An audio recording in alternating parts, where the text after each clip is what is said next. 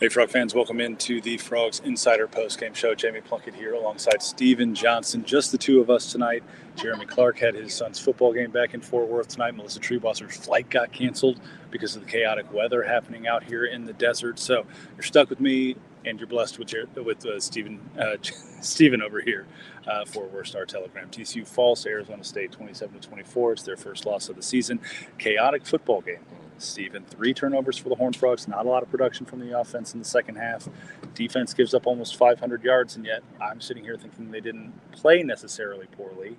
When you look at this game, just kind of overall, what is your biggest takeaway from tonight? I think it all starts with the offense. If I told you coming into this game that you hold Arizona State to 27 points, despite giving up all those yards, despite all those opportunities Arizona State had in the red zone, you would take that on the road. But I just think the inefficiency of the offense, 10 yards, I believe. Yes. 10 yards. And even if you don't include those negative plays by Josh Hoover, I think they only had like 30 yards with the running backs itself. So regardless of how many sacks there were, they couldn't run the ball.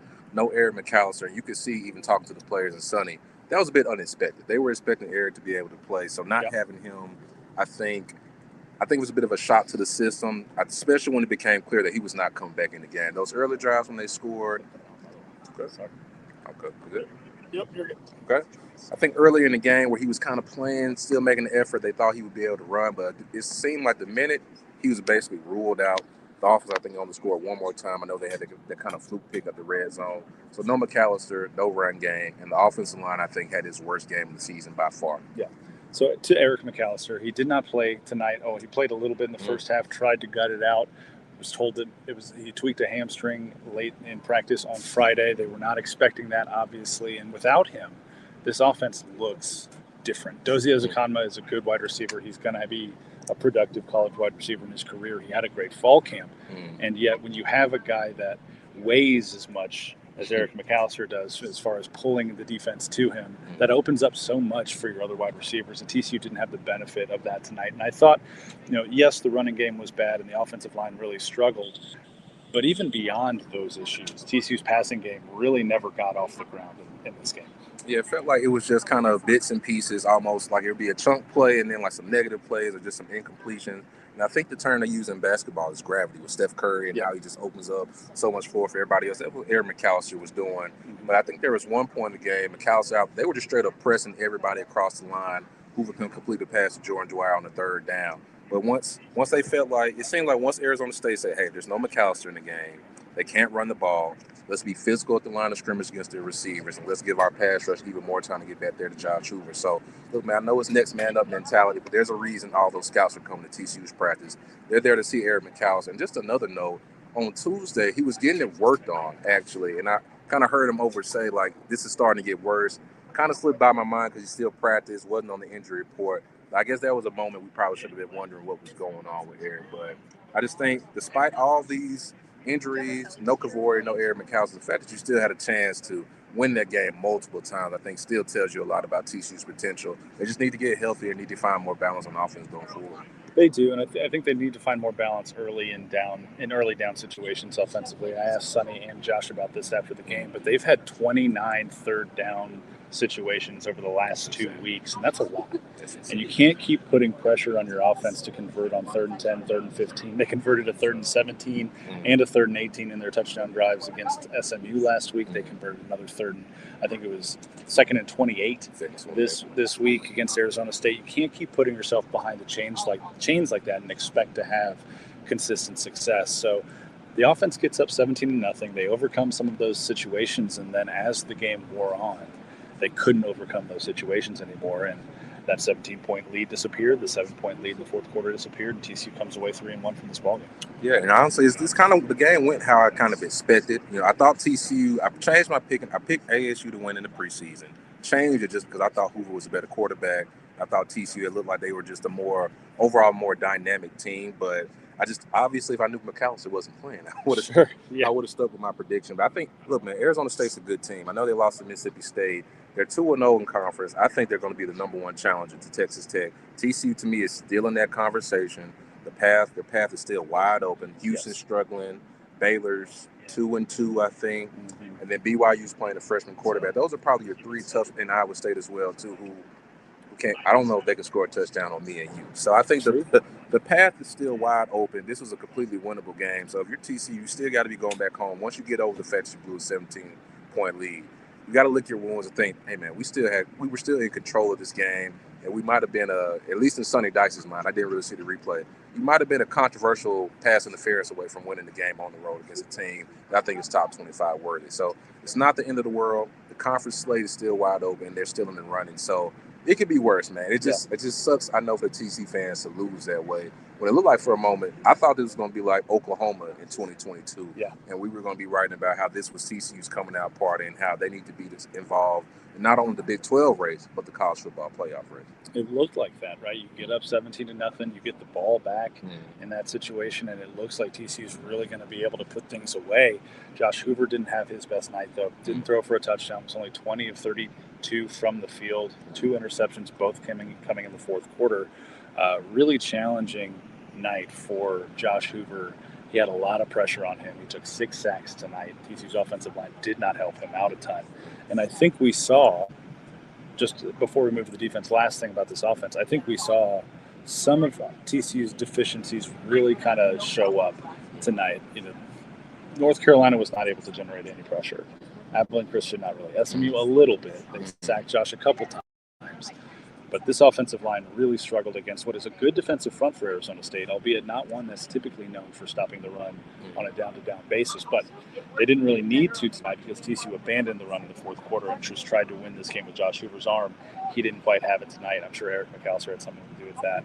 Offensive line had something to do with that. But at the end of the day, when Josh Hoover needed to make a play, he fumbled the football, he threw an interception, and that's why TCU ended up losing this football game. Yeah, ultimately, man, look, we were all kind of wondering, like, should we be making more of a pitch for Josh to be in these Heisman conversations? Ultimately, if you want to be in those conversations, regardless of what's going on around you, you had 2 drives at the end to kind of either put this game away or to just win the game at the end, and Josh didn't come up with those plays. I don't think he had a lot of help. But ultimately, it's kind of his basically second year as a full start. I know he got that experience in 2023. You would like to see your quarterback get you a little bit down the field and at least get you in the field goal range, even though they didn't have Kyle Limmerman.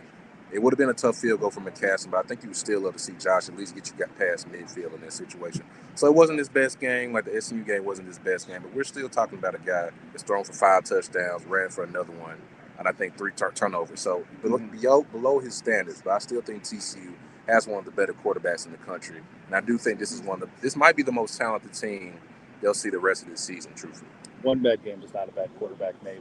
We've seen Josh play incredibly well throughout this season, and I don't think that this is a barometer of what we can expect from Josh the rest of the way. Now, moving over to the other side of the football, TCU's defense gives up 498 yards of offense to Arizona State, 220 on the ground, and 126 through the air just to Jordan Tyson, who diced them up for most of the night, despite the fact that they rolled safeties over the top at him.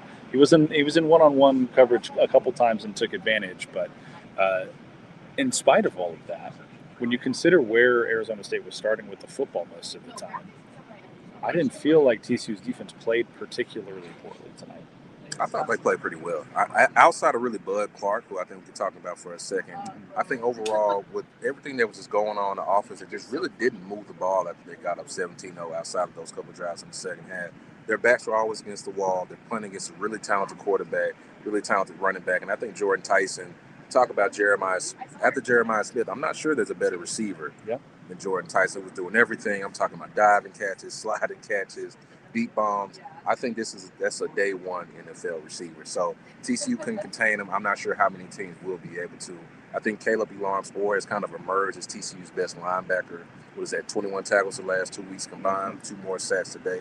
He's made himself a lot of money this week. And like I said, if you told me that TCU would only give up 27 points to Arizona State, I would have predicted they would have won this game. So I think they did enough to give the offense a chance to win. I think for Bud Clark, Bud Clark's starting to freelance a little bit too much. Look, he's a ball hawk, so you kind of live with some of those gambles. But I'm not sure. I don't know what coverage they're in, but it seemed like on that last touchdown to Jordan Tyson, he might have jumped another route he wasn't supposed to and didn't have that help over the top for Vernon Glover. Once again, I don't know what coverage they were in. I do know Vernon seemed frustrated and was kind of motioning towards his teammates like, hey, we were supposed to have help right here. So I think Bud needs to play a little bit more discipline. Like I said, you want to live, you want to allow him to be a playmaker. but not at the expense of the team. So I think that was the biggest thing that stood out. But overall, Caleb belongs for. I think he's becoming a dude and right in front of our eyes. Vernon Glover had really good coverage on Tyson. And it was that 4th and goal situation late in the game. Ultimately, Levitt finds Tyson over the middle in the end zone. Arizona State ties the football game. Glover locked him up for the first 2 seconds of that route, 3 seconds of that route. And like you said, it looked like he was passing him off to somebody that wasn't there. Whether Bud was supposed to be there or not exactly sure. But also tried to jump a route earlier in the game. And I don't know how he didn't deflect this ball in the first quarter. It ends up being caught for a first down. He drops an interception that he normally would catch, and I think he was thinking about 6 before that ball hit his hands, because that was probably would have been his easiest interception of his career right there. There were just some bumps along the way for the defense, and as admirably as they played, you mentioned Caleb Alarm-Zor. I thought Jamel Johnson had a decent night, albeit quieter than we've seen from him in the past. Max Carroll had a couple of really nice plays. Shout out to Memphis. Paul Oyewale had a couple of really nice plays as well. And overall, I thought Vernon Glover had a really nice night in coverage against guys not named Jordan Tyson. But like you said, Jordan Tyson, probably the number 2 wide receiver in college football at this point. I think it's okay to come away from this game frustrated if you're a TCU fan, because the game was there for the taking early on and late. But the running game, 0.4 yards per carry tonight. It's not going to 10 total rushing games. Yeah, you're not going to win. You're not going to win a lot of games with a running offense like that. When you analyze what went wrong with TCU's run game tonight, I know they didn't have Kavorian Barnes. I don't know that Kavorian Barnes would have made much of a difference, though. I don't think it would. With the way the offensive line was blocking. How does TCU rectify that in a week as Colorado prepares to come to town? Well, I think Colorado, they had one of the worst rushing defenses in the country. So maybe I think that can be telling. If you can't lean on like you did in North Carolina last week, I think we're officially back where we were last year, where this isn't just a bad game. This is officially an area of concern. Yeah. I think in the first half, there appeared to be running lanes to me, especially when Trent was in the game. It didn't feel like they either saw him or they were hitting him. And then as the game wore on, those lanes kept getting smaller and smaller. And even when there was only a light box, I know Sonny said they like to bring an extra guy in. There were some 5- and 6-man boxes where they were just blowing those lines up, and there was immediate penetration. I think it was a carry for Jeremy Payne, where it looked like he might have had something brewing, but he gets hit behind the line of scrimmage, has to shed a tackle, and then next thing you know, it's a gain of 0 yards. So if running backs are getting hit in the backfield, regardless if it's Kavorian, Trent, John Dim, it doesn't matter. It's going to be a tough day for them. So I don't think it's time to panic just yet. I think next week will be telling.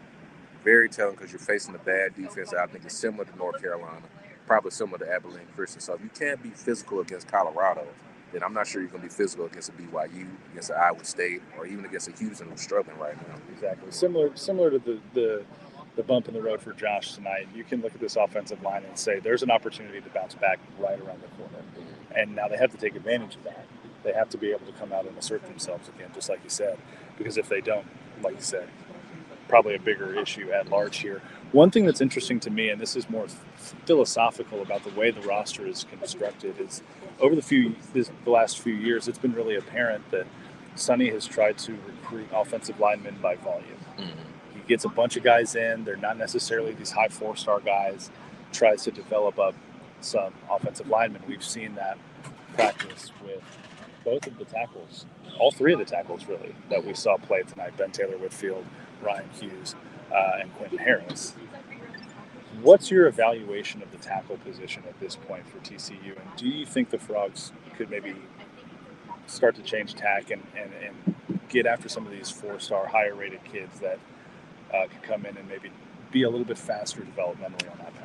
Well, I think if you're going to spend money in the portal, I think TCU kind of, as you said, they kind of planted their flag and said they want to be a developmental program. We're going to spend our money mostly on roster retention, keeping our guys in the program for 2, 3, 4, 5 years at a time. And I think generally that'll work, especially with TCU, the size of the school. I just think that fits with the ethos. But if you're going to spend money on one position, you got to give Texas Tech credit. They said we're going to invest in the defensive line, and obviously that pays off for them. So if I'm TCU, obviously you want to put a big bulk of your money to the side, so you always want to have a quarterback.